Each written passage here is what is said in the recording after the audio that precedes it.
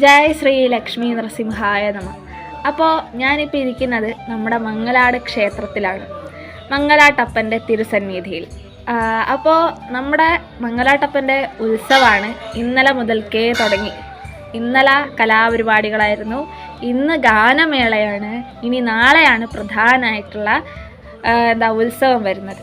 അപ്പം നമുക്ക് കൂടുതൽ വിവരങ്ങൾ ഗോപാലകൃഷ്ണനോട് ചോദിക്കാം. ഗോപാലകൃഷ്ണ അച്ചാച്ചനോട് പറഞ്ഞു കൊടുക്കുക. എന്താണേലും പറഞ്ഞോ അമ്പലത്തിനെ കുറിച്ച് നല്ല കാര്യങ്ങളെ പറയാനുള്ളൂ. ആരാ നല്ല കാര്യം എനിക്ക് പറയാനുള്ളൂ.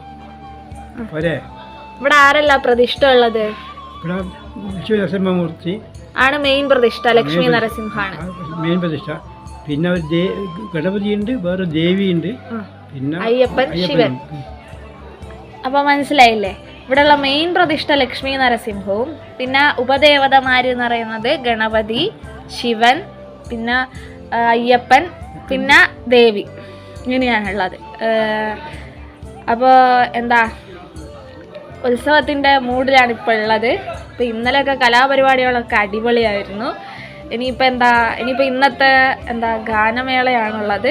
അതിലുള്ള തിരക്കിലാണ് എല്ലാവരും അതിൻ്റെ തിരക്കിലല്ലേ? ഗാനമേളക്ക് തുള്ളിച്ചാടണ്ടേ?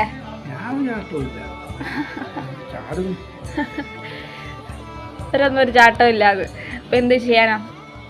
അപ്പം നമുക്ക് കൂടുതൽ വിവരങ്ങൾ ഞാൻ അങ്ങനെ അറിയിച്ചുകൊണ്ടിരിക്കും കേട്ടോ.